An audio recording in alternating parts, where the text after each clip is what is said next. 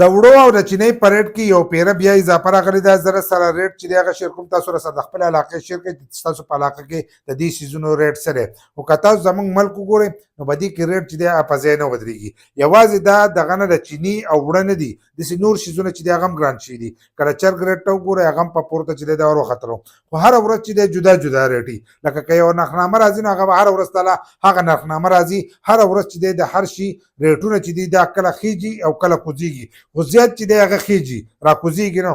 که تاسو چې دی کتلې نو یو څو میاشتې مخکې چې دا هغه به پورته ختلې وه نو واپسي چې دی هغه بیا په ښکته را روانه شوه. په ښکته را روانه شوه ځکه اوس یې سیزن و نو یو څو ورځو له چې دی هغه په ښکته اوس هم سیزن دی.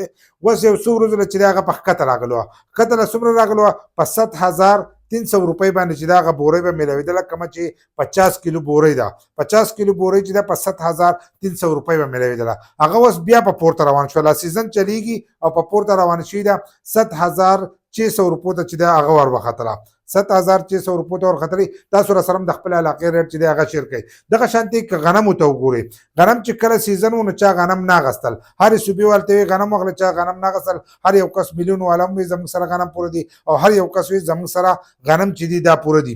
اوس چې دا ورځې شوې نو غنم چې دی هغه نشتي، غنم نشته او ریټ چې دی د یوې ورځې نه بلې ته ورخېږي. غنم به ولې نه خو هغو د ځان سره ایښودي دي، هغو د ریټ دپاره ایښودي دي ځکه چې دوی خو د ځان سره د کال سټاک چې دی هغه پوره کړی خو د هغې په ریټ کې چې دی اوس اضافه راځي. کله چې سیزن و نو په هغه وخت کې په 1,100 یا په 1,500 په 1,600 روپۍ باندې چې دی دغه به تاسو ته ریټ چې دی دا میلاوېدلو.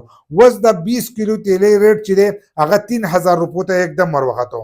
لکه تاسو ته چې کومه 20 کیلو تیلې به په 1,500 یا په 1,400 یا په 1,700 میلاوېدله نو هغه اوس لاړه 3,000 ته.